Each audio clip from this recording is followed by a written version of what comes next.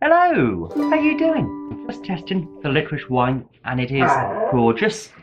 Anyway, quick update for you about what we're doing this month. Okay? What wines we're making this month. Anyway, quick overview. This isn't a proper video, it's only for you. Just so you know what we're doing. First up, we're going to be making some mustard wine. Hey, interesting. Hot stuff. Oh, powerful. And semolina wine. Dee bought a big bag of semolina because she thought she liked it, and it's been sat in the cupboard for a fair while. She's had one portion and she hasn't actually eaten any more of it. So I acquired it for the wine, didn't we? The semolina wine. Interesting, odd, bizarre. Could be great, could be awful.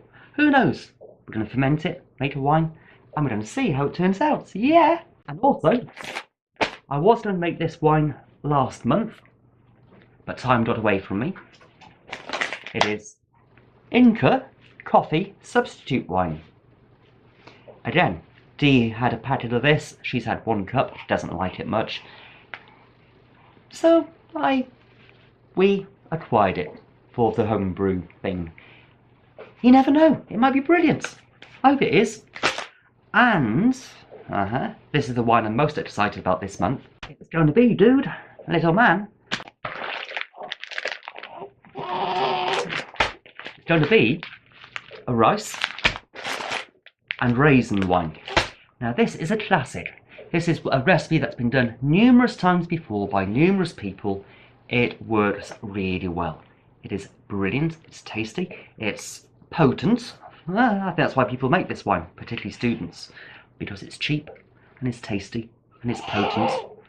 So that's what's coming up at Happy Homestead this April.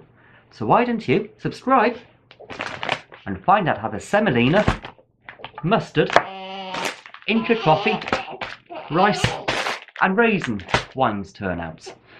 Hey, and we'll see you soon. And of course, nettle wines. Nettle wines are coming up. Hey, see you soon. Hey, bye.